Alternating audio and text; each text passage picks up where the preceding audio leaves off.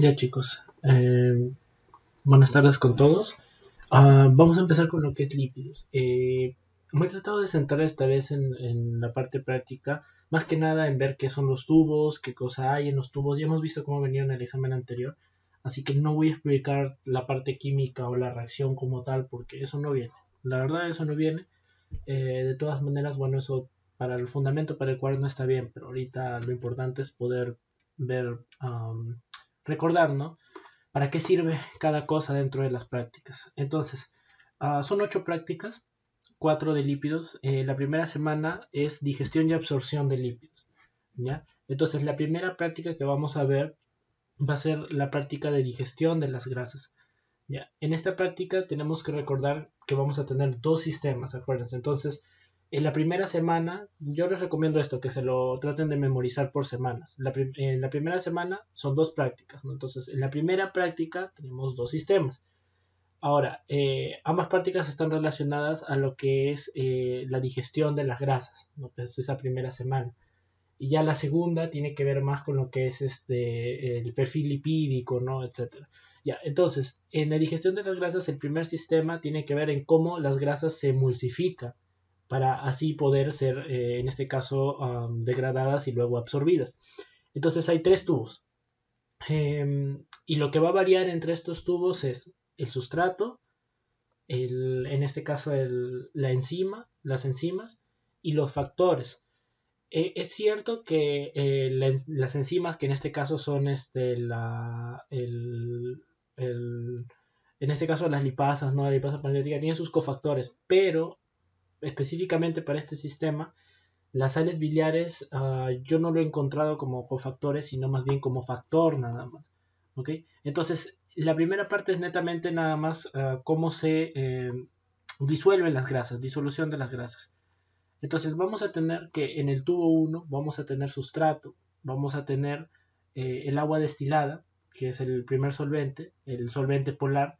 Vamos a tener en el segundo tubo el sustrato. En los tres tubos está el sustrato. Lo que va a variar es el solvente en el cual lo estamos agregando a esta grasa, ¿no? En el primer tubo es un solvente polar, agua. En el segundo tubo es agua más sales biliares, que es el componente emulsificador. Y en el tubo 3 es cloroformo, que es un solvente netamente apolar. ¿Ok?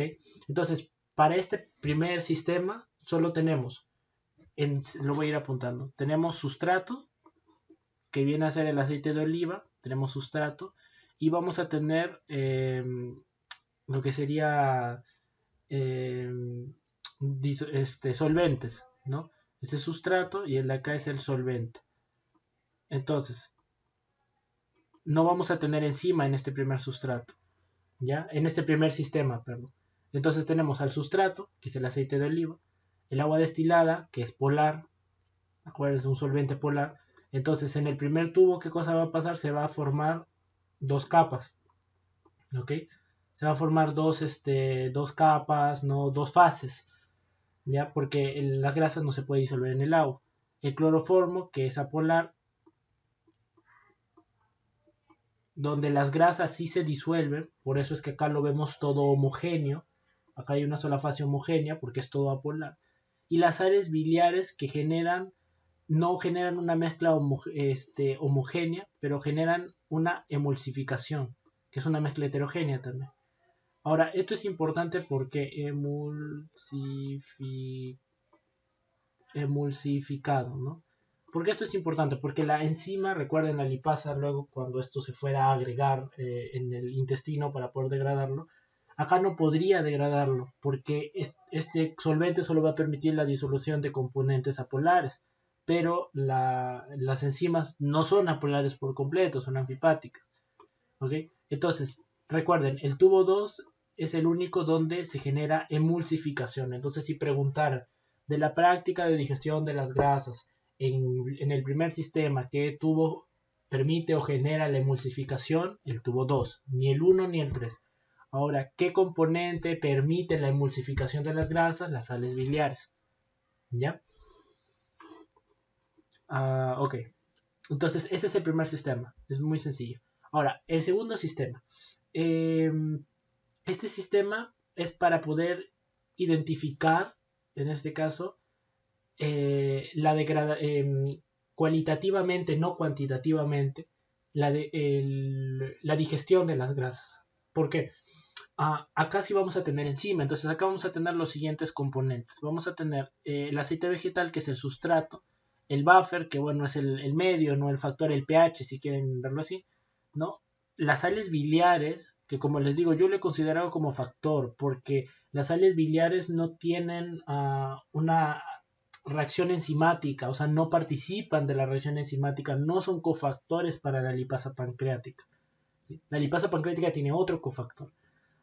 Solución de extracto pancreático, o sea, enzima, que esta es la lipasa.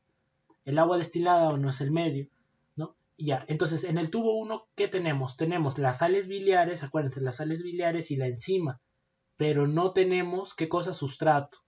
Entonces, en el tubo 1, ¿qué nos falta? Sustrato. Siempre acuérdense en los tubos qué cosa falta, no qué cosa hay. ¿Ya? ¿Qué falta en el tubo 1? Sustrato. ¿Qué falta en el tubo 2? Enzima. ¿Qué falta en el tubo 3? Sales biliares. ¿Y qué falta en el tubo 4? Nada, está todo.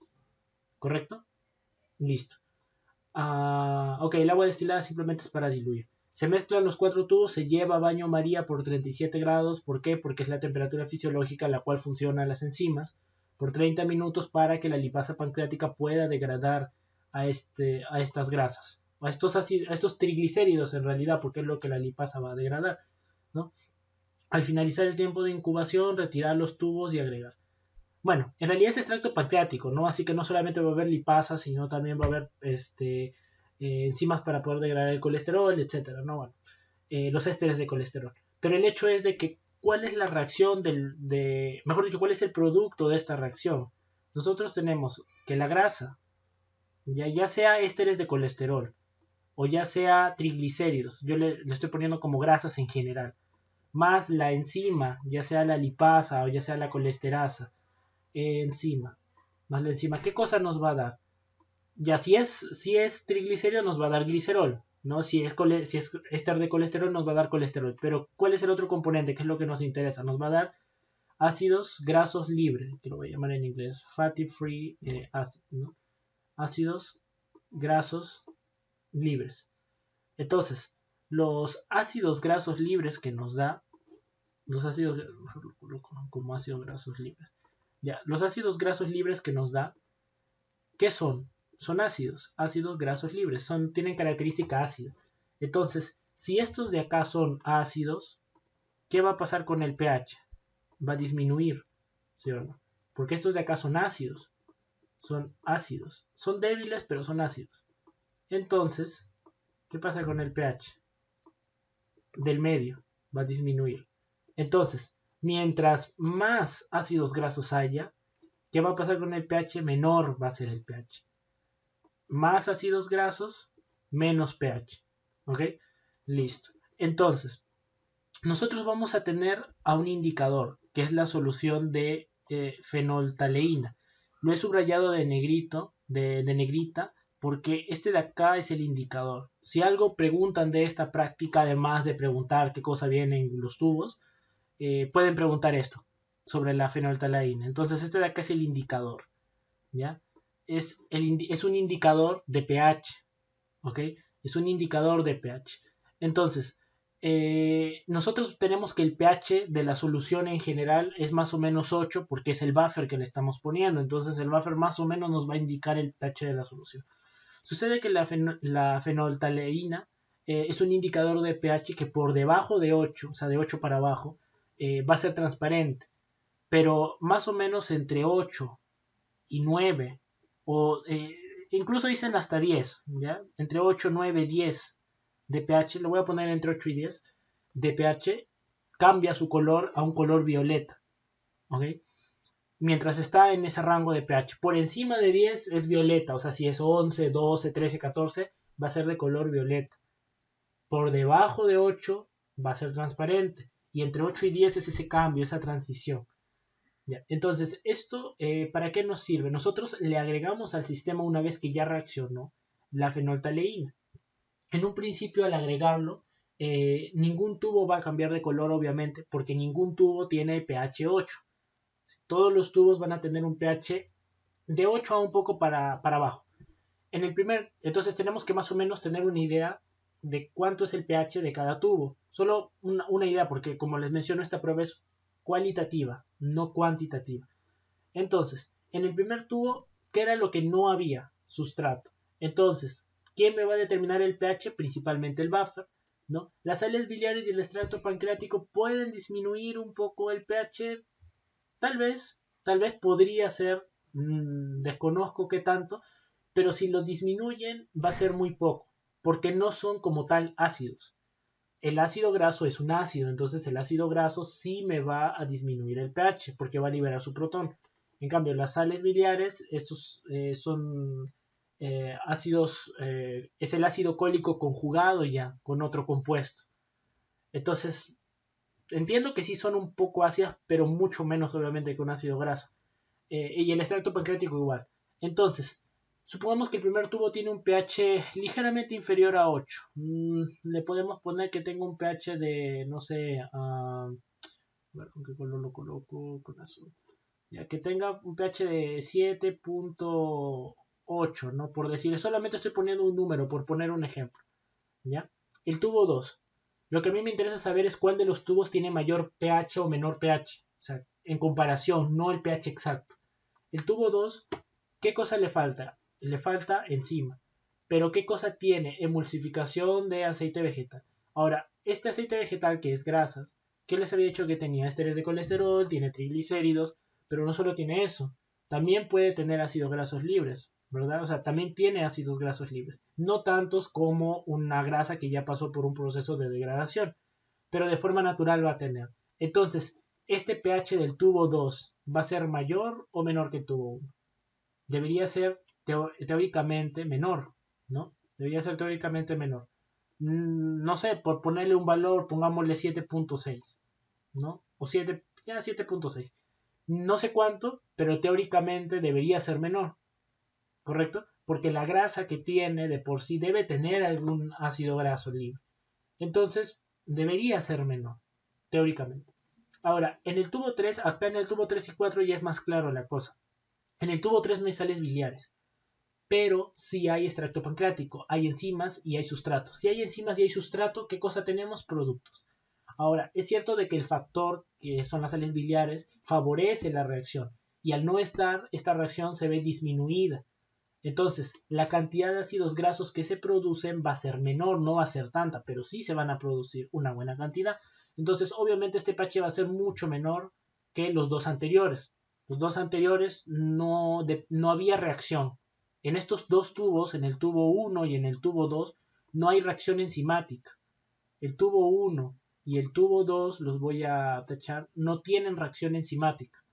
Pero el tubo 3 y el tubo 4 sí tienen reacción enzimática. La diferencia es que el tubo 4 tiene mucha más reacción. ¿Ok? Entonces, el pH del tubo 3 va a tener menor pH. ¿Qué tanto? Pues bueno, no, la verdad no lo sé, porque como les digo, esta prueba es cualitativa, no cuanti. Pongámosle pH de 6. Ahora, el tubo 4, la reacción va a estar completa y tiene todos los factores para que se pueda dar. Entonces, digamos que es una reacción ideal.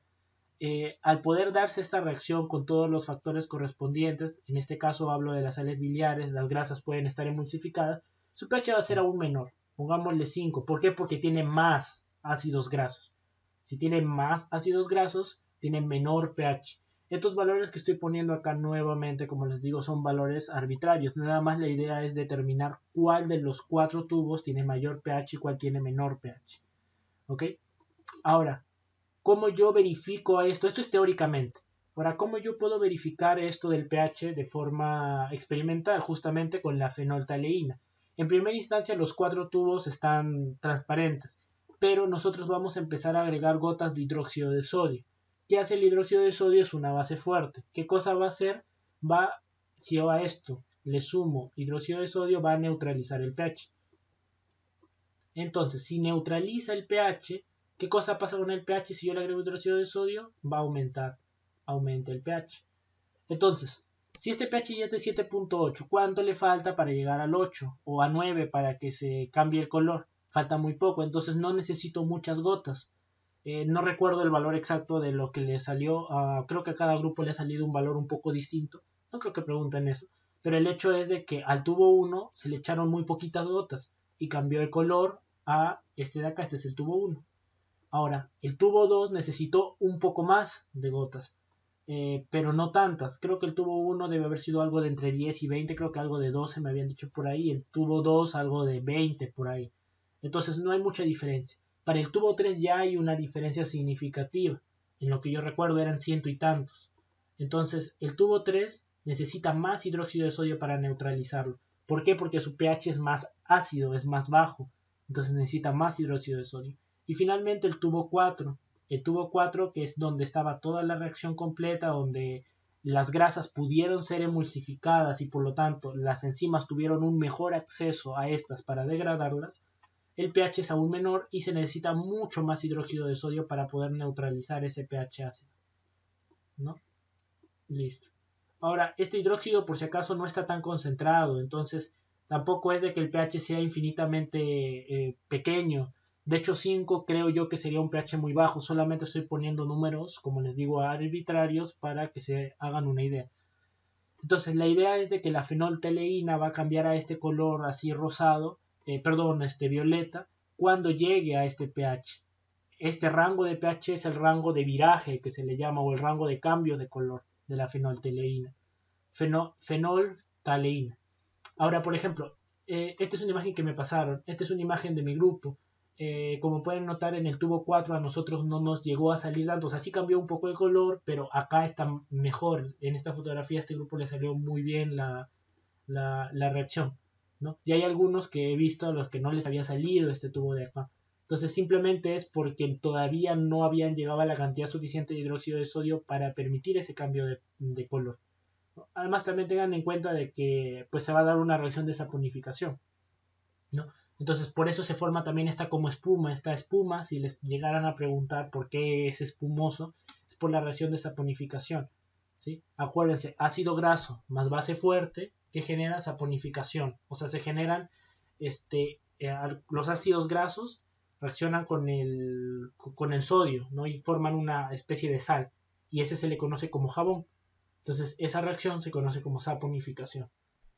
Listo. Entonces, bueno, eso es la práctica 3, ¿no? Como ya vimos, son dos partes. La primera parte, que es muy sencilla, nada más es identificar qué componente me genera la emulsificación. Acá voy a hacer una pequeña corrección. El agua y el cloroformo son solventes. Las sales biliares no son solventes, ¿ya? Solo para hacer esa pequeña corrección. ¿Ya? El agua destilada es un solvente. El de acá es el solvente. Y el de acá también es solvente. ¿Ya? La sal biliar es un emulsificante, básicamente. Recuerden, moléculas anfipáticas que tienen una parte polar, una parte apolar, y su función es separar a las grasas, ¿no? Para que las enzimas puedan acceder a estas. ¿Ok?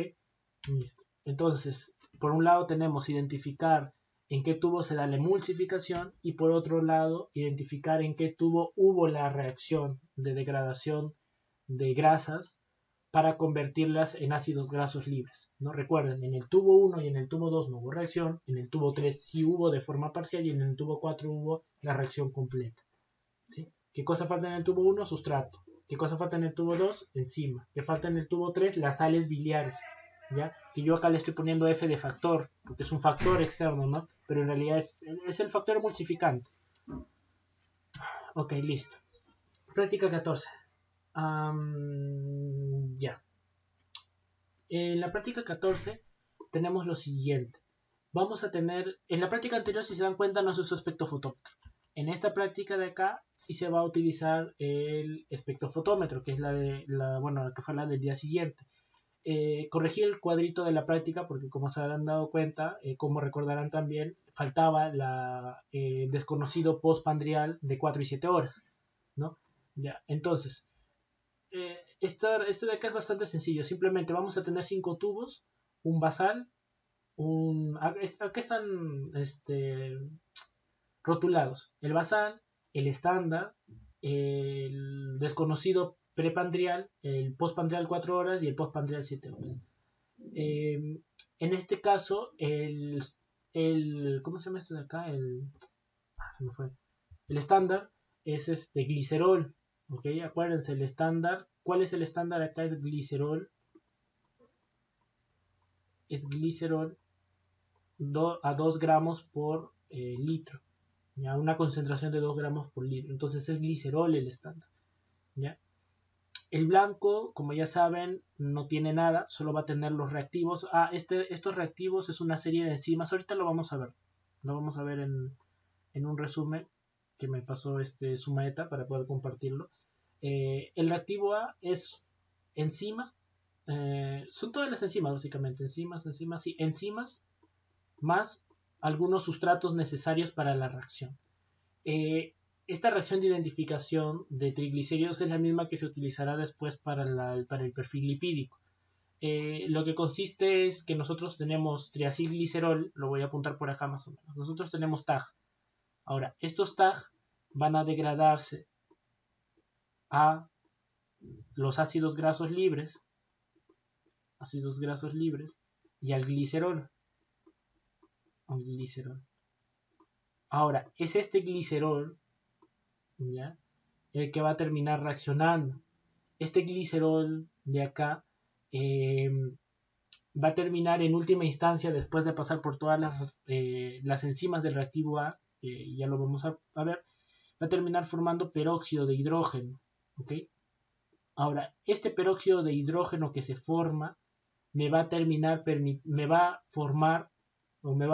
formar lo que es la quinonimina roja, que se acordarán porque esta es la misma reacción que es para la glucosa que veíamos para identificar glucosa. La quinonimina roja.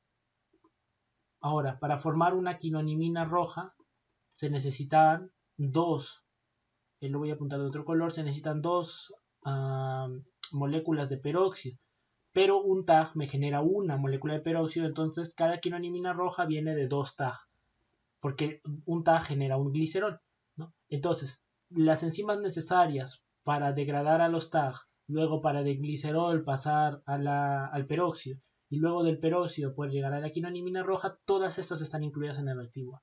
¿Y cuáles son los sustratos que están incluidos en el reactivo A? Los que se suman a este peróxido de hidrógeno. A este peróxido de hidrógeno, acá tú le tienes que sumar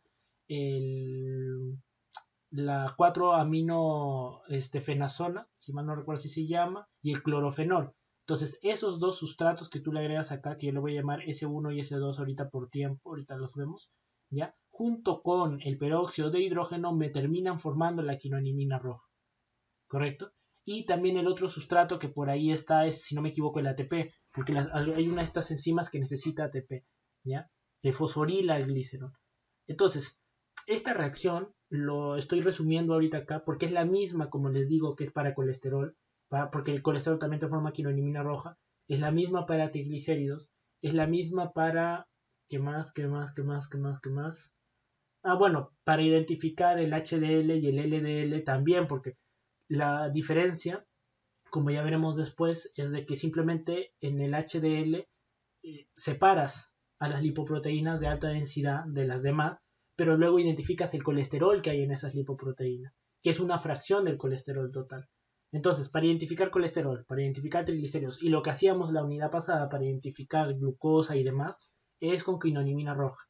Entonces, todas las reacciones que generen como producto final la quinonimina roja para leer en el espectrofotómetro, se necesitó formar peróxido de hidrógeno. ¿Ok? Ya. Entonces, se agregan 10 microlitros, acuérdense, son 10 microlitros, micro, no se olviden la unidad, ¿ya? De estándar, bueno, que es glicerol, de el desconocido 1, de microlitros, como les decía. Listo, aquí está. Ya, ahora 10 microlitros de desconocido 1, 10 microlitros de postpandrial y 10 microlitros de postpandrial 7 horas. Y el reactivo A se agrega 1 mililitro a todos, ¿no? Entonces acá tenemos los 5 tubos, ¿ya? Y lo importante que traigo acá, y esto es a lo que sí debemos saber, son los valores referenciales normales. Apérense los que están en la práctica, porque hay algunos, por ejemplo, en la última práctica, en la de transaminasa, sí hay una en la práctica dice 12, pero bueno, yo también tenía entendido de que eran 40 el valor máximo en las transaminasas, por ejemplo. Y algunos doctores que han dicho que es 40, pero guíense a la práctica. Y así han dicho también los doctores que se guían a lo que está en la práctica. Si hay algún problema después, pues hacer el reclamo correspondiente con los datos de la práctica. Revisen estos cuadros, de ahí les pasaré las diapos, pero revisen estos cuadros anteriores. ¿Por qué? Estos cuadros anteriores, donde por ejemplo dice soluciona sales biliares al 1%, al 1%, al 0.1 molar de buffer fosfato. Entonces esos datos también revíselo porque como ya saben vino, ¿no? Eso es cuestión ya de memoria. Ya, entonces, ¿cuáles son los valores? Son 1.5 gramos por litro, es el valor deseable, por menor a 1.5 gramos por litro. Ya. El límite alto para la normalidad es hasta 2, o sea, hasta 1.99, menor a 2. Elevado es menor de 5, entre 2 y 5, y muy elevado es mayor o igual a 5. ¿Ya? No se olviden, mayor igual que 5, o sea, 5 ya es muy elevado, 2 ya es elevado, y 1.5 ya es límite alto de la normalidad. ¿Ya? Pero se considera esa normalidad, se puede considerar, como decía, hasta 1.99. Ahora, estos valores están en gramos por litro y estos son los que da la práctica, pero la misma práctica nos da el factor de conversión para pasarlo a miligramos por decilitro, por si les piden. Pero es muy fácil, solo multiplican por 100. O sea, si es 1.5 gramos por litro, sería 150 miligramos por decilitro. ¿Sí? Lo mismo acá es hasta de 150 hasta 199 miligramos por decilitro. Acá el elevado es de 200 a 499 y el otro de 500 para arriba. ¿No? Listo. 200 a 499 y el muy elevado ya es mayor de 500, ¿no? Miligramos por decilitro a más, ¿no? Bueno, entonces esos son los valores, no se olviden. De ahí vamos a ver los valores de colesterol en la parte de perfil lipídico. Ok, mayor, ahí está, mayor. Ya. Antes de ir con la semana 7, mantener. Ya. Vamos a continuar por acá, justamente con la reacción, que era lo que les mencionaba. Aquí está la reacción en la práctica. Ya, estos apuntes son by Luisito Studies, por si acaso. Así que le dejo los créditos. Esta es la técnica, como les mencionaba. Primero, los triglicéridos por la lipoproteína lipasa. Acuérdense, la enzima es lipoproteína lipasa. Ya no lipasa pancreática, no lipasa lingual, lipasa gástrica, no. Ni tampoco lipasa sensible a hormonas. Lipoproteína lipasa. O sea, es lipasa que va a atacar a lipoproteínas. Lipoproteína lipasa genera triglicerol más ácidos grasos. Ya hasta ahí estábamos bien. Los ácidos grasos no nos sirven, no vienen al caso. El glicerol va a reaccionar con la glicerol quinasa va a fosforilar al glicerol. Entonces, un sustrato es el glicerol que ya lo teníamos, pero ¿cuál es el otro sustrato que necesita ATP? Aquí está el ATP que les decía que se necesitaba. Entonces, esto me va a generar glicerol 1-fosfato más ADP. 1-fosfato, no 3-fosfato. Entonces, esta quinasa es específica para la posición 1 del glicerol. Entonces, glicerol 1-fosfato. Ahora, este glicerol 1-fosfato va a reaccionar con la glicerol fosfato oxidasa. Obviamente el oxígeno está en el ambiente, ¿no? Entonces no está como dentro del reactivo A. Entonces, el glicerol 1-fosfato reacciona con esta oxidasa. Recuerden, las oxidasas que hacían metían oxígeno, o sea, oxidaban, pero con su sustrato era el oxígeno. Lo convierte en dihidroxiacetona fosfato más peróxido. Nuevamente, la dihidroxiacetona fosfato no nos sirve, lo único que nos sirve acá es el peróxido. Nosotros fosforilamos al glicerol para que luego pueda reaccionar con la glicerol fosfato oxidasa, porque necesita la glicerol fosfato oxidasa tener al glicerol fosforilado. ¿Ya? Listo. Ahora, este peróxido se junta con otro peróxido que vino de otro triglicérido y juntos reaccionan con la 4-aminofenazona y con el clorofenol y a través de la peroxidasa generan la quinonimina roja. ¿Ya? Entonces, ¿cuáles son las enzimas? 4. Lipoproteinlipasa, glicerolquinasa, glicerol fosfato oxidasa y la peroxidasa. ¿Ya? Entonces, acuérdense para estas reacciones que forman quinonimina roja, que siempre tenemos primero la formación en este caso del glicerol, ¿ya? Por ejemplo, acá es lipoproteinlipasa, pero si fuera colesterol, ¿qué sería? Colesterasa, ¿ya? Entonces, tienes en este caso, bueno, ya veremos cómo es la reacción en el caso del colesterol. Luego, después de que tenemos al alcohol, porque el glicerol lo que hace, ¿qué cosa es? Es dar el alcohol, ¿no? Ya. Luego tenemos a la quinasa. Entonces, la quinasa fosforila el glicerol. Y luego este glicerol fosforilado con la glicerol fosfato oxidasa se oxida y esta oxidación genera la formación de peróxido de hidrógeno, ¿no? La oxidación de este de acá genera la reducción del oxígeno a peróxido. Sí, la reducción del oxígeno a peróxido. Y finalmente, este peróxido es el que forma la quinonimina roja. Y la quinonimina roja se forma por la unión de estos dos compuestos. Estos dos son compuestos con anillos, ¿no? Ahora, no creo que esto se pregunte ya, pero por si acaso dejo el dato. Son 2 protones que salen de acá y 2 protones que salen de acá, los que me van a formar la quinonimina roja, ¿ya? Y el peróxido de hidrógeno, estos 2 peróxidos de hidrógeno, me van a terminar formando agua, ¿ya? Me van a terminar formando 4 aguas, si mal no recuerdo. O sea, lo que da el peróxido son los electrones, ¿no? Y los otros dan los protones. Bueno, y ahí se da la reacción, se oxida, perdón, recibe los electrones. No recibe los electrones, el peróxido se termina de reducir a agua por la peroxidasa lo reduce a agua, y la quinonimina roja es la forma oxidada de los otros dos. Listo. Entonces, bueno, esa es la reacción, esa es la técnica. Acuérdense las 4 enzimas. Está en su práctica. ¿Qué más tenemos por acá? Ya bueno, esto es lo que agregué, lo que les decía que faltaba. Ya. En el reactivo A también está el pH. Por aquí está, creo. Ya, aquí está el reactivo A. Ya. Están las enzimas. Están los sustratos, que son el ATP, la aminofenazona, el clorofenol y el buffer. Entonces, el reactivo A es la junta de 3 cosas. Lo voy a agregar acá en la diapo. Creo, por acá estaba. Ya. Es enzima, sustrato y me faltó una cosa más acá. El buffer. ¿Ya? Más buffer. Entonces, enzima, sustrato y buffer. Eso es lo que es el reactivo A. No se olviden. ¿Cuántas enzimas son? Son 4 enzimas.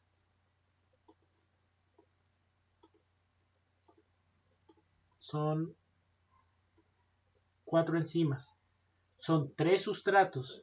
El ATP, la aminofenazona y el clorofenol. Y es un buffer, obviamente.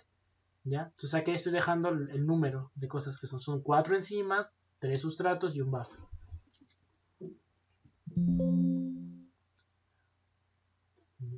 ¿Qué más tenemos por acá? Ya bueno, luego esto de acá es el cálculo, ¿no? Como ya saben, el factor es 2. Para el caso de los lípidos, todo lo que es lípidos, si mal no recuerdo, siempre es 2. Ahorita lo vamos a ir viendo. Siempre es 2 gramos por litro. ¿Qué más tenemos por acá? Acuérdense de que esto de acá, el F, este F, responde al estándar. Siempre es lo mismo que el estándar. ¿Ya? ¿Cuánto les había dicho que era el estándar acá? Era 2, por acá está. El estándar son solución de glicerol de 2 gramos por litro. ¿Correcto? Entonces, ¿cuánto es el F? 2 gramos por litro. Siempre va a ser así. ¿Ok? ¿Qué más tenemos? Ya bueno. Hasta acá, ¿alguna duda de respecto de la primera? Casi me olvido. El tubo con mayor concentración de lípidos es el tubo postprandial de 4 horas. Es el que se tiñe más rojo y que la quinonimina roja se tiñe más. ¿Por qué hay más reacción en el postprandial 4 horas? Porque obviamente en el postprandial de 4 horas ya hubo suficiente tiempo para que tu cuerpo asimile los lípidos y ahora están corriendo por tu torrente sanguíneo, están tus lipoproteínas. En cambio ya a las 7 horas ya pasó el periodo en este caso, del que dura, ¿no?, la lipidemia producto de haber comido, y estás con hambre de nuevo porque ahora estás escaso de lípidos, estás entrando en un periodo de ayuno de nuevo. ¿Ok? Ahora, ¿cómo se calcula el resultado? Esto es como una regla de 3 simples, ¿ya? Y lo voy a colocar por acá para que sepan de dónde viene el cálculo de los resultados y pues, uno no lo haga solo de memoria. En la regla de 3 simples entra la concentración,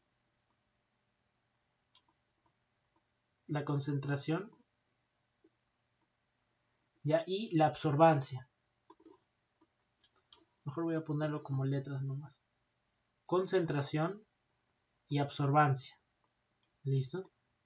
Ahora, la concentración conocida que nosotros tenemos, que es el estándar, ¿cuánto es? En este caso, 2, ¿sí o no? ¿Qué cosa es 2? Gramos por litro, ¿sí o no? Es la concentración de glicerol conocida que nosotros tenemos, que este de acá es, en otras palabras, nuestro estándar, ¿correcto? Es nuestro estándar. Ahora, ¿cuánto es la absorbancia de nuestro estándar? La absorbancia de nuestro estándar es la absorbancia que tengamos S menos el blanco, porque el blanco es el factor de corrección siempre. Entonces, la absorbancia no tiene unidades. Ya, este es nuestro valor de absorbancia. Ahora, el desconocido que nosotros tengamos, en este caso prepandrial o postpandrial a 4 o a 7 horas, va a tener un valor X que nosotros no sabemos, que nosotros queremos saber. ¿Correcto? Ya. Y también vamos a tener una absorbancia, que la vamos a saber por el espectrofotómetro. Esa absorbancia va a ser el desconocido menos el blanco. Acuérdense que siempre vamos a medir la absorbancia neta, ¿ya?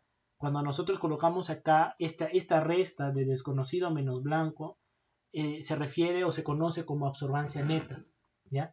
Ahora, cuando nosotros estamos midiendo sustratos, como es el caso del triglicérido, de colesterol o lo que sea, trabajamos con estándares, ¿sí? Que el estándar me representa algo así como decir el 100%, ¿no? Para poder compararlo. O sea, este de acá es como si fuera un 100%.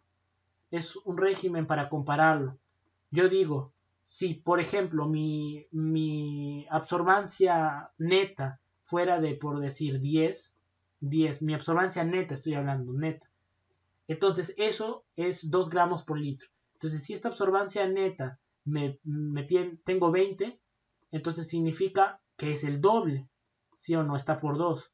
Entonces significa que acá la concentración es el doble también, ¿correcto? Y significa que esto de acá es el 200% de lo de acá. O sea, este de acá sirve como una cantidad conocida para comparar. Por eso yo le digo, es como un total, como un 100%. Y el desconocido puede ser menos de ese 100%, también puede ser más, ¿no? Pero el hecho es que con esto notamos de que el proceso de cálculo funciona como una regla de 3 simples, ¿no? Donde es una 3 simples directa y por lo tanto, ¿cómo calculamos X a partir de esto que he mencionado? Bueno, 10 he puesto por poner un número, ¿no? Pero las absorbancias es menos de 1 casi siempre. Entonces, significa que esto es lo que va abajo. Entonces, ¿cuánto vale el X? Que es el desconocido al fin y al cabo, que es el valor del desconocido, que es lo que quiero saber. Vale este 2, ¿ya? Que es le voy a llamar, bueno, 2 nada más le voy a poner, ya que es el valor conocido, el 100%, por el S, perdón, por el D, el desconocido sobre el desconocido menos el blanco, el desconocido menos el blanco, sobre el sustrato menos el blanco, ¿correcto? Ya, entonces así es como se calcula. Ahora, ¿por qué hago esto? Porque esto de acá, que es 2 entre el S menos el B, ¿qué cosa, cómo lo llamamos? ¿Qué cosa es? Es el factor. Ahora, ¿por qué hacemos este cálculo primero? ¿Por qué primero calculamos el factor? Porque el factor va a ser el mismo, porque el estándar es el mismo. El D va a variar, porque tenemos un D prepandrial, tenemos un D postpandrial a 4 y a 7 horas. Entonces, este valor de la absorbancia neta de acá va a variar, pero el valor de acá de este F es constante. Entonces, lo resumimos o lo reescribimos como simplemente X, que es el desconocido, es igual a F por la absorbancia neta, ¿no? De el X de acá es igual al F por el D, ¿no? De acá, ya. X es igual a SF por D menos, por el desconocido que estamos midiendo, ¿no? Menos el blanco. Listo. F por. ¿Y cómo calculábamos al F? 2 entre el neto, que era la absorbancia del estándar menos el blanco. Y listo, y aquí está el cálculo, ¿no? Que por ejemplo acá nos sale esta absorbancia neta nos sale 0.48, ¿no? Que después de dividir 2 entre esto sale 4.089 y a ese es el F. Entonces ahora a ese F multiplicas por D pre, por D post 4 horas y por D post 7 horas. Y con eso va a salir el valor. Ahora, si tú acá colocas 2, este 2 sí tiene unidades. ¿Cuáles son sus unidades? Gramos por litro. Entonces, ¿en cuánto te va a salir este valor de acá? En gramos por litro. Si tú en lugar de colocar 2 acá, colocas, en lugar de colocar gramos por litro, colocas, por ejemplo, 200 miligramos por decilitro, el valor que te salga acá va a ser en miligramos por decilitro, ¿no? Pero hagámoslo tal cual en la práctica, porque en la práctica está así y no creo que venga de otra manera. Entonces, si viene para calcular esto, como vino en la primera unidad para calcular lo de la glucosa, nos va a venir así. Nos van a dar las tres absorbancias, o sea, la absorbancia del estándar, del blanco y el desconocido. Puede que den por ejemplo, estas 5 absorbancias y que te digan, calcula cuál fue el pico de lipidemia. Ya, entonces, ¿qué es lo que hay que hacer? Como ya sabemos esto, entonces no nos olvidamos. Se calcula el F. ¿Cómo se calcula el F? Dividiendo 2 entre el estándar menos el blanco. Ya sabemos por qué. Se divide, calculas el F, que es el constante, y luego a ese lo multiplicas por la absorbancia neta del pre, del post y del otro post, ¿no? Y ves cuál de los valores es mayor. Ahora, acá tenemos que 1.77 es el valor en ayunas y recordemos que el valor máximo era de 1.50. Entonces significa que esta persona, ¿en qué está? Está en el límite alto de la normalidad, pues está acá. Y listo. Entonces así es como se calculan los resultados para la lipidemia. Lo mismo para el colesterol, ¿no? Y obviamente el pico máximo es en el tubo 4, pues, ¿no? Porque ¿cuánto sale? Sale 4.78, donde hay más triglicéridos. Ok. Ok, ¿alguna cosa más? No, listo. ¿Alguna duda, chicos? ¿Alguna pregunta? Ya hemos hecho 2 prácticas, con esto acabamos la primera semana, que es la primera parte de lípidos. ¿Quieren escucharlos, chicos? Me dice que estoy hablando solo. Bacán. ¿Hay alguna duda de las primeras prácticas? ¿No? Ya bacán. Si no hay dudas, entonces continuamos ahora sí con las 2 últimas prácticas. Semana de lípidos. ¿Qué toca? Semana 7. Ok, vamos con la semana 7. ¿Dónde me quedé? Acá.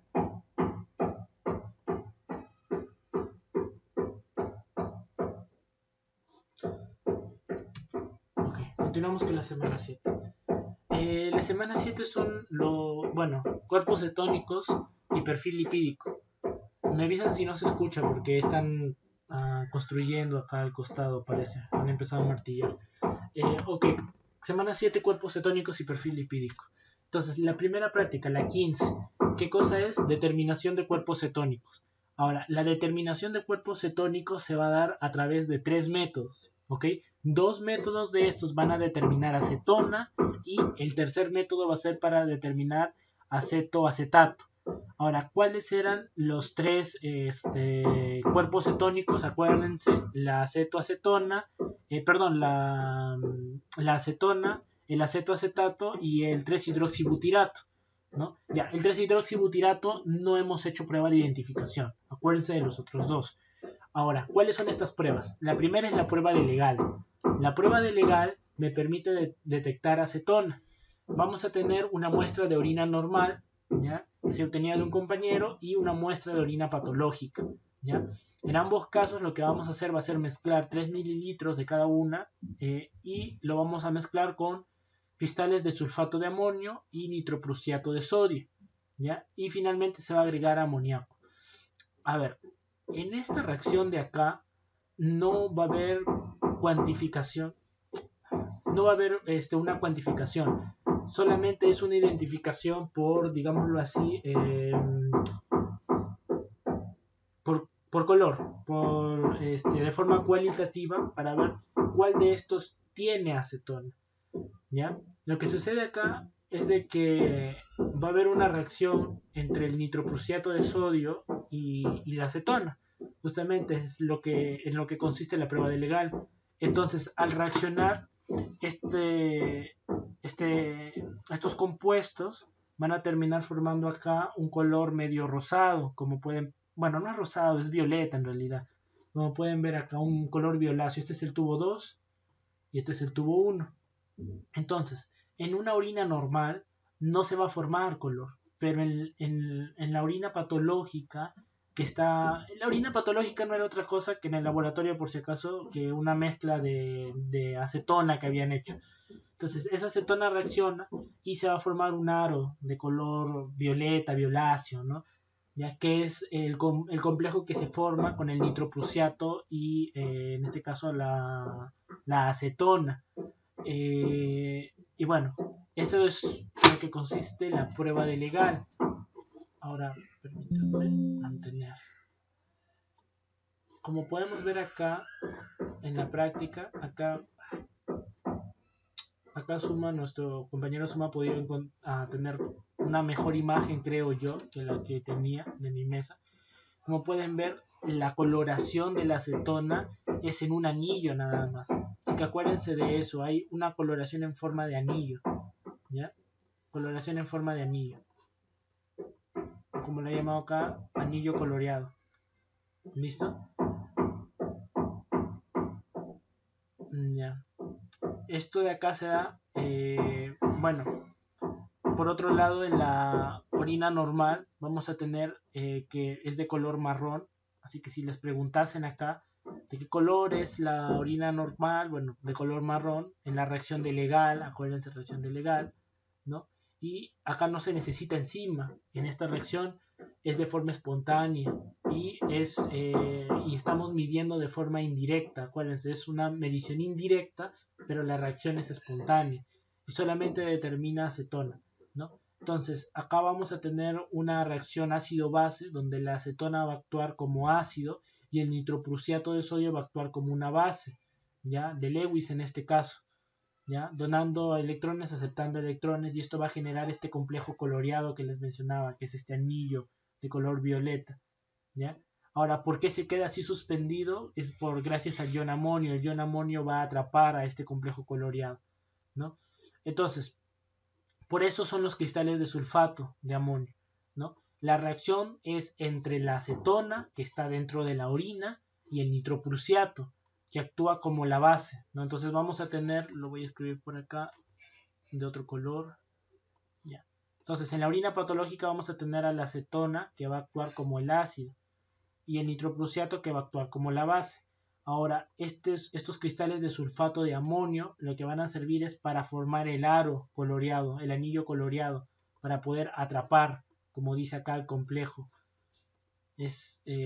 Retiene, o sea, no reacciona. Lo voy a escribir así, no reacciona, porque eso es lo importante. No es parte de la reacción, ¿ya? Sino que lo que hace es atrapar o detener acá al complejo coloreado, ¿ya? Por eso es que el anillo queda así medio como suspendido. ¿Ok? Ya, por eso se agrega el amonio, ¿no? Por las paredes. Listo. ¿Qué más tenemos? Ah, ya. Si se tiñe, por lo tanto, ¿no? De color, si se tiñe de color violeta, pues entonces sí hay cuerpos cetónicos. Si no se tiñe de violeta, pues no hay cuerpos cetónicos. Ya, eso respecto de la prueba de Legal. Entonces, como ven, acá no hay reacción enzimática, no hay nada del otro mundo, simplemente es una reacción ácido-base entre la acetona y el nitroprusiato. Ok, vamos a continuar entonces. Ya, la prueba de Rotera. En el caso de la prueba de Rotera, bueno, acá he traído toda la, ¿cómo se llama esto? Ya, acá he traído ¿cómo se llama esto? El procedimiento, ¿ya? En la práctica, por algún motivo, inicia con el 2 en lugar de con el 1. Ya, así que no creo que pregunten en el paso número tal de la prueba de Rotera, pero si preguntan así, acuérdense que en la práctica el paso inició como 2, así que terminó como 7. Bueno, aquí lo importante, ¿qué cosa es? Tenemos que esta prueba, la prueba de Rotera, trabaja con la orina patológica, ¿ya? O trabajamos con la orina patológica. ¿Qué más? Que en las láminas de porcelana se colocan ¿cuánto? 0,2 gramos de reactivo sólido de nitroprusiato. O sea, acá también se va a hacer reaccionar a la acetona con el nitroprusiato. Es la misma reacción que en el caso anterior. ¿Cuál es la diferencia entre legal y roterra? Que legal es una reacción en estado líquido, ¿sí?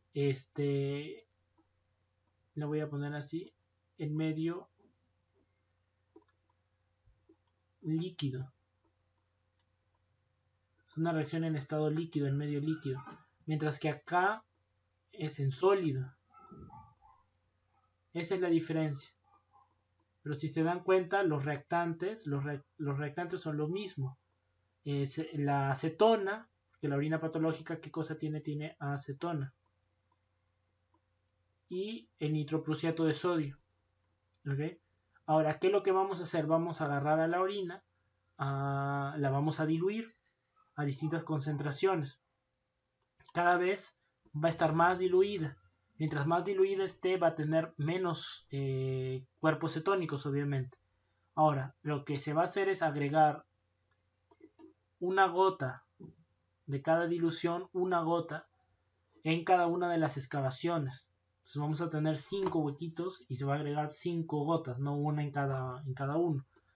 Y se tiene que observar en qué dilución aparece el color azul violeta, en cuál de los pocillos aparece el color azul violeta. Supongamos que el color azul violeta aparece acá. Si el color azul violeta aparece en 1/30, lo que se tiene que hacer acá es multiplicar, ¿ya? Por el denominador de la dilución alcanzada, al multiplicar por 10. Al denominador de la disolución alcanzada se lo multiplica por 10 y con eso se obtiene la cantidad aproximada de acetona en miligramos por 100 mililitros. ¿Ok? Una cantidad aproximada en miligramos por 100 mililitros. Ahora, ya bueno, y después está el uso de la tira reactiva para poder ver si hay o no hay acetona en las diluciones. Porque la tira reactiva no solo va a medir pH, también va a medir a la acetona. ¿Ya? Vamos a ver una foto. Acá son las diluciones, esta foto es de las diluciones.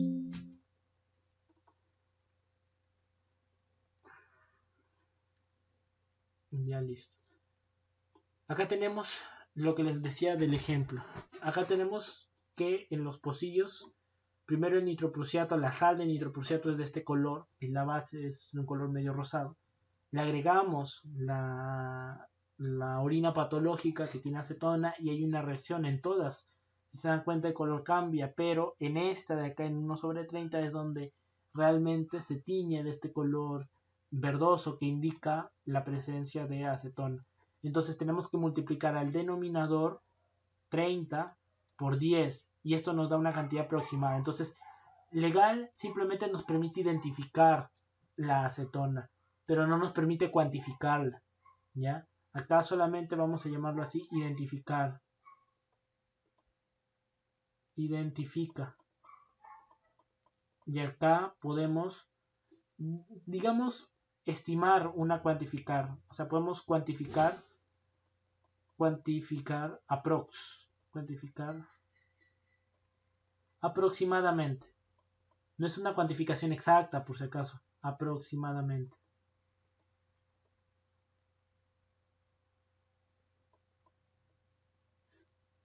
Es una cuantificación aproximadamente. Entonces, ¿cómo cuantificamos? Por ejemplo, si hubiera salido acá, por ejemplo, en mi mesa nos salió 1/10, entonces agarrábamos 10, lo multiplicábamos por 10 y teníamos que la concentración de acetona era de 100 miligramos en cada 100 mililitros de orina patológica. ¿Esto qué implica? Mientras menor sea el valor al cual se tiñe de verde, significa de que la orina tiene más acetona, ¿sí? Porque si estando más diluida reacciona, entonces significa que la orina en general tenía más acetona, tenía más cuerpos cetónicos. Entonces estamos teniendo un caso de cetonuria, por ejemplo, ¿no? ¿Ya? Y mientras menos sea, mientras la dilución sea menor, entonces significa que hay menos cuerpos cetónicos en la orina y por lo tanto es mejor, ¿ya? Mientras menor sea la fracción es peor, mientras mayor sea la fracción es mejor. Entonces 30 por 10 en este caso son 300 miligramos de acetona por 100 mililitros de orina patológica, ¿sí? Ya. Finalmente vamos a tener a la prueba del acetoacetato. Se conoce también como prueba de Gerat, ¿ya? Acá es muy sencillo, es simplemente agregar cloruro férrico a la orina y nuevamente ver cuántas gotas tarda, ¿no?, en cambiar el color. La orina patológica la orina patológica va a terminar volviéndose de este color rojizo, mientras que la orina normal no. La orina normal no. Acá podemos apreciar otra imagen. Tenemos la orina normal, la orina patológica, 5 mililitros de cada una, y el cloruro férrico. Dice, agregar gota a gota el cloruro férrico hasta que aparezca la coloración de rojo burdeos, ¿no? Bueno, esa es la identificación. Básicamente es una reacción ácido-base. También tenemos que el ácido, es un ácido acetoacético, va a reaccionar con el hierro, ¿ya? Y va a formar este complejo con el cloruro férrico. El cloruro se va a salir y el hierro, que está como positivo, se va a unir con el ácido acetoacético, ¿no? Y por lo tanto esa unión va a formar esta coloración de acá. Si no hay ácido acetoacético, entonces no va a poder darse esa reacción, ¿no? Listo.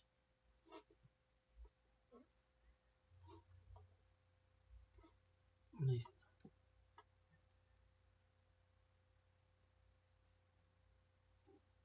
Ya. Justamente como les mencionaba, forma el color rojo burdeos el acetoacetato de hierro, ¿ya? Porque del cloruro férrico el fierro se une al ácido acetoacético. Y por otro lado el cloruro se une con el hidrógeno y forma ácido clorhídrico. Entonces es una reacción de desplazamiento simple. Listo. Ya, por último tenemos perfil lipídico para acabar con lo que viene a ser la semana de lípidos. Vamos con perfil lipídico.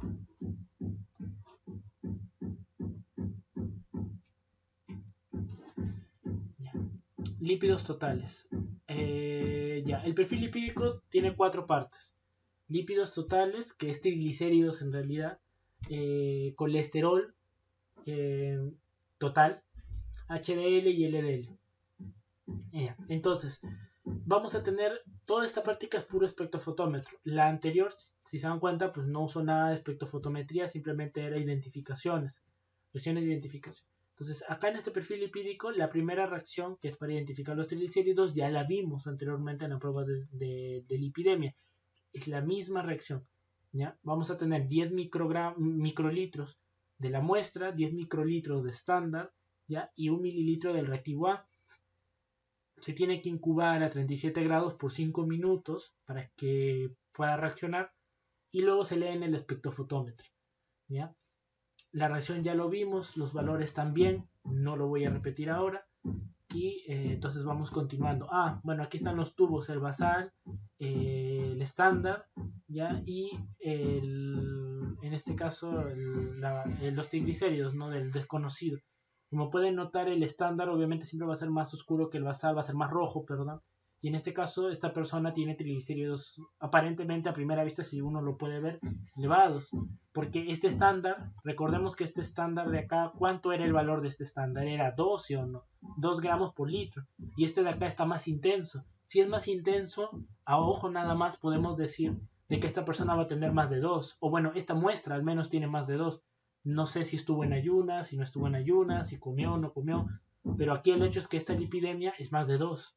Así nada más viéndolo, porque sabemos que el estándar es 2. Entonces, bueno, ahí tenemos ese dato. Ahora, para ver el colesterol total, lo mismo. Y ahora vamos a ir a la práctica y vemos el reactivo de colesterol, porque el reactivo de triglicéridos ya lo vimos. Ya, los valores me interesa ver primero ahorita. ¿Cuáles son los valores normales del colesterol? Ya. Tenemos, lo deseable es que sea menos de 2. Menos de 2, ¿cómo se traduce en gramos menos de 2 gramos por litro? Pero ahora, ¿eso cómo se traduce a miligramos por decilitro? Son 200. 200 miligramos por decilitro. Lo mismo acá, moderadamente alto, hasta 2.39. O sea, el límite es 239 miligramos por decilitro. En otras palabras, 240. Por encima de 240 ya es alto. ¿Ok? Alto es por encima de 240 o de 2.4 gramos por litro. Ahora, eso es para el colesterol total. ¿Ya? Lo que esperamos es que sea por debajo de 2. Para el HDL, lo que se espera es que sea mayor a 0.4. Si es menor de 0.4, estamos mal. Ahora, lo que se considera es normal, como mencionaba, es entre 0.4 y 0.6 gramos por litro de nuevo. O 40 y 60 miligramos por decilitro. Ahora, por menos de 40 estamos en un problema, estamos en riesgo. Y por encima de 60 se considera protector. Entonces, cuando tenemos un colesterol HDL protector, cuando este es mayor o igual a 0.6 gramos por litro o 60 miligramos por decilitro, acuérdense, 0.6. Y por debajo de 0.4 estamos en riesgo o bajo. Ahora, el LDL lo deseable es que sea menor de 1. ¿Sí? Lo deseable es que sea menor de 1. Ahora, casi deseable, bueno, acá le han puesto así, es que sea 0.29, hasta 1.29. Que no es lo mismo que el límite alto, ¿ya? Es como que por debajo de 1 estamos bien, que es el valor que creo que siempre se maneja, o el que yo recuerdo que siempre se maneja. Por debajo de 1 o de 100, en este caso, miligramos por decilitro, estamos bien. ¿Ya? Ahora, en la práctica le agrega esto, casi deseable, que es por debajo de 129 miligramos por decilitro. Ahora, el límite alto es por debajo de 160 o de 1.6. Entonces acá es de 130 a 159. Ya, alto ya es 60, 1.6, 160. Y muy alto, más de 190 miligramos por decilitro de nuevo. Entonces, ¿cuáles son los valores acá a acordarse? Es menor de 1, deseable. Alto es de 1.6 para arriba. O sea, hasta 1.6 te lo pueden tolerar como un límite alto. Pero ya por encima de 1.6, 1.6 para arriba ya es alto. Y muy alto es por encima de 1.9. ¿Ya? Del LDL. ¿Ya? Eso según la práctica. Ojo, según la práctica. ¿Ya? Listo. ¿Ya? ¿Cómo identificamos al LDL? Ok, aquí está el procedimiento que lo he traído para acá. Lo que tenemos es lo siguiente. Vamos a tener a la muestra, ¿ya?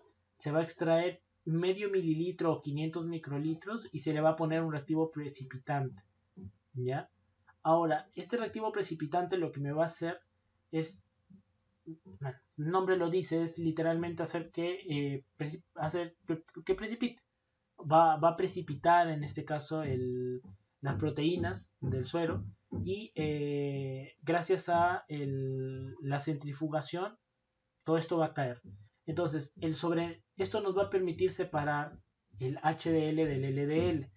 Principalmente lo que va a tender a precipitar al momento de centrifugar van a ser las LDL, ¿ok? Mientras que las que se van a mantener en el suero son las HDL. Entonces, nosotros vamos a extraer el sobrenadante, vamos a extraer 100 microlitros, ¿ya? Y los vamos a comparar con 20 microlitros de estándar, ¿ya? Y, bueno, el reactivo de trabajo, que es el mismo que se utiliza para colesterol, es el mismo reactivo, ¿ya? Nuevamente se lleva a incubar y luego se lleva al espectrofotómetro. Aquí están los valores referenciales. Este de acá es el mecanismo, ¿ya? De cómo es que se da la separación entre el HDL y el LDL, por eso lo he incluido acá. ¿Qué resulta? El suero que tenemos, ¿ya? Se va a separar a través del reactivo. Acá se le ha agregado el reactivo precipitante, que en la práctica es el reactivo A más C. El reactivo A más C, porque son tres reactivos, A, B y C. El A más el C forman el precipitante y el B es el que me va a hacer reaccionar y luego degradar el colesterol. Entonces, esto junto con la centrifugación me va a permitir separar el suero, que es el sobrenadante, bueno, no el suero, el sobrenadante del suero, que es solamente HDL, y el precipitado, que la forma de poder obtenerlo es resuspendiendo el precipitado, y así obtenemos el LDL. Lo menciono porque sé, bueno, al menos en mi mesa no hicimos LDL, no sé si la demás se habrá hecho, creo que en algunas sí se hizo. Sé que en la práctica la gran mayoría calculó el LDL restándolo del colesterol total, el HDL, lo cual está bien, pero si preguntaran, recuerden que lo que se queda al fondo del precipitado, eso es el LDL, ¿ya? Que se tiene luego que resuspender. Eso en la práctica si hay un lapsus, ahí no está. En la práctica, en la parte del LDL dice usar el sobrenadante. El sobrenadante no es LDL, el sobrenadante siempre va a ser HDL, ¿ya? Y bueno, con eso se calculan los valores de colesterol. Mantengo acá, ya. Acá en la práctica que me pasó suma, aquí. Acá se ve bacán. Bueno, como les mencionaba, aquí está el blanco, el estándar y los triglicéridos. La reacción es la misma. Para el caso del colesterol, acá tenemos las enzimas, el reactivo. El reactivo A va a contener a la colesterol esterasa, ¿ya? Que me degrada los ésteres de colesterol. Va a contener a la colesterol oxidasa, ¿ya? Y a la peroxidasa. Acuérdense que en los triglicéridos también teníamos a la glicerol fosfato oxidasa, ¿no? Sino que teníamos una enzima más, que era la quinasa. Acá no hay quinasa, pero sí tenemos la esterasa, que es la que me corta el enlace éster, que es la colesterol esterasa. Tenemos la colesterol oxidasa, que me oxida el colesterol de frente, y la peroxidasa, que es la que me termina de formar la quinonimina roja. ¿Ok? Entonces, en el reactivo A, acá está en la práctica el reactivo A, del triglicéridos ya lo hemos visto cómo es, ¿no? Que tenía buffer, que tenía la fosfoproteína lipasa, la glicerol quinasa, fosfato oxidasa y peroxidasa. Ahí están las cuatro enzimas. El clorofenol, la adenosina trifosfato y la 4-aminofenazona, ahí están los tres sustratos y el buffer. Ahora, en el colesterol tenemos la colesterol esterasa, la colesterol oxidasa y la peroxidasa. Tenemos tres enzimas nada más. Tenemos la 4-aminofenazona, ¿ya? Tenemos el fenol. En la práctica del colesterol decía un aceptor, pero se entiende que ese aceptor tiene que ser un fenol, ¿ya? Clorofenol o algún otro fenol. Entonces acá te dice contenido de fenol. Entonces tiene dos sustratos, tiene la aminofenazona, tiene al fenol, o que en la práctica lo llaman como aceptor. Aquí está en la reacción, está como aceptor. Ya, este aceptor es el fenol, el clorofenol, sino que no sé por qué lo han puesto así como aceptor, la verdad desconozco por qué lo habrán puesto así. Y bueno, acá dice buffer, ¿no? El buffer good, que acá lo incluyen, entiendo yo, a este fenol y al clorato de sodio lo incluyen dentro del buffer, ¿no? Sino que en este caso este fenol va a reaccionar, de acá es el aceptor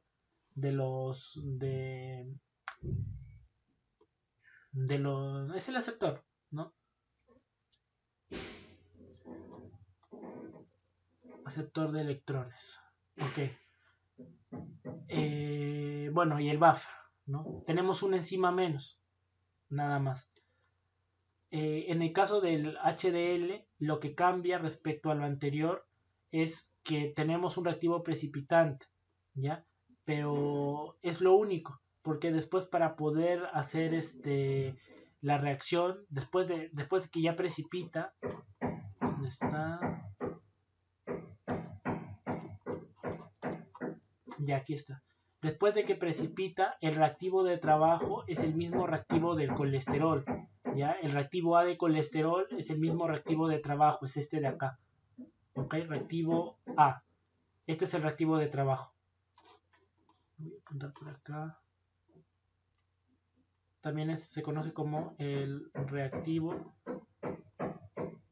de trabajo. ¿Ya? Ahora, el reactivo A y B forman el precipitante.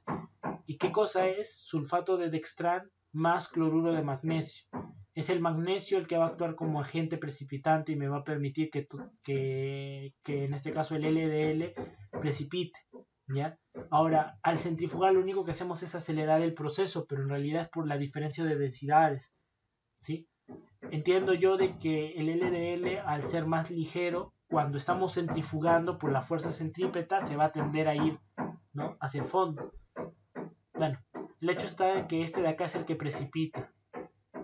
Precipitado. Precipita. Y el otro es el sobrenadante.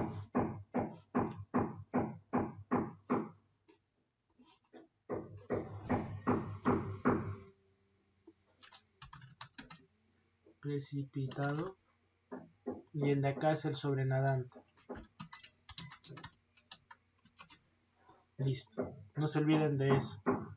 El reactivo precipitante, bueno, acá cambia, ¿no? Pero como les digo, el LDL no lo hemos hecho, así que no creo realmente que esto venga. Ya, pero si se quieren asegurar y revisar, solamente acuérdense que acá cambia el reactivo precipitante. Ya no es como en el LDL, sino que utilizan otro, sulfato de polvinilo disuelto con polietil en glicol. Bueno, no se utilizan ¿no? Como les digo, en mi mesa no se llegó a hacer esto. Lo que se hizo fue calcular el HDL, que es el del sobrenadante, y restar el colesterol total menos el HDL, y con eso se obtiene LDL. ¿Ya?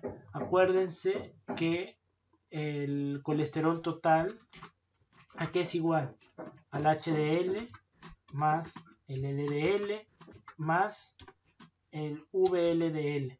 Ahora, si es que nosotros tenemos los dos primeros,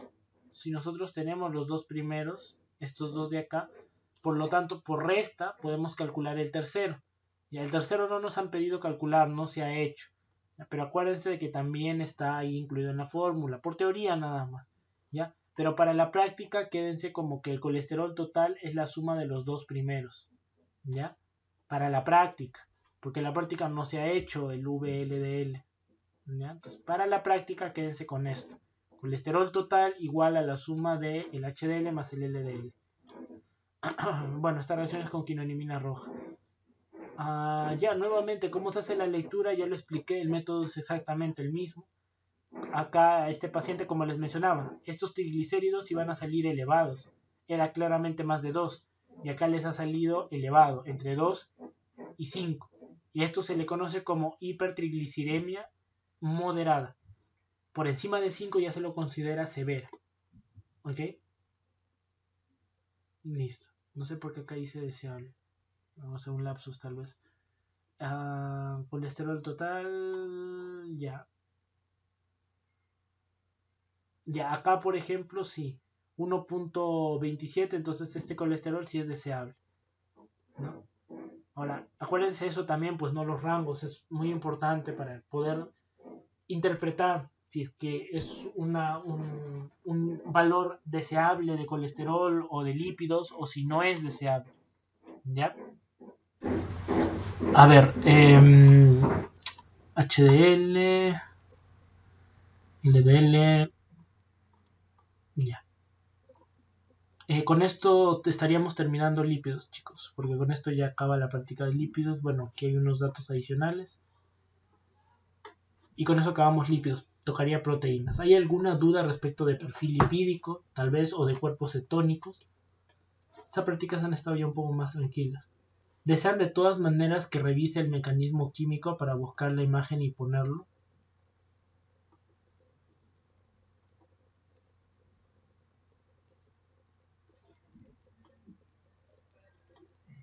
Chicos, ¿están ahí? Ya no. No están, chicos. Ok. Vamos a tener esto.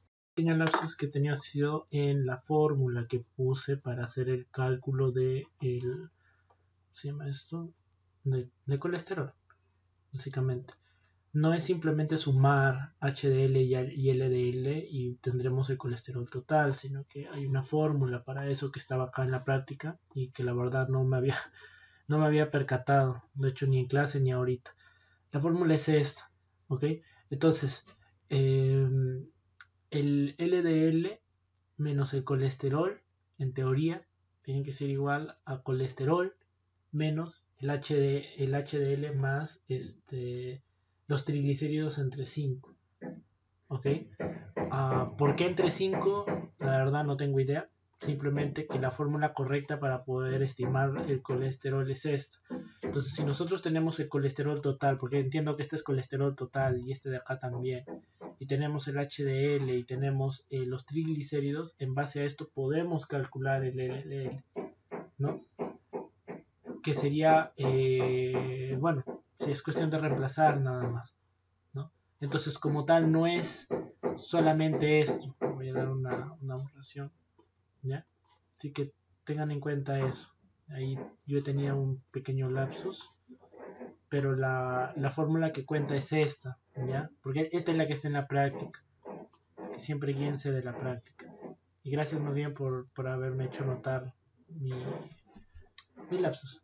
¿Ok? Entonces, acuérdense, es LDL menos colesterol igual a colesterol total menos el HDL se suma con la quinta parte de los triglicéridos. ¿Ya? Así funciona. O sea, el colesterol total, en otras palabras, va a ser el LDL más el, el HDL más los triglicéridos. ¿Sí? O sea, es, bueno, la quinta parte de los triglicéridos. ¿Ya? Listo. Entonces, bueno, habiendo hecho esa pequeña corrección, vamos a ir ahora sí con proteínas. ¿Ok?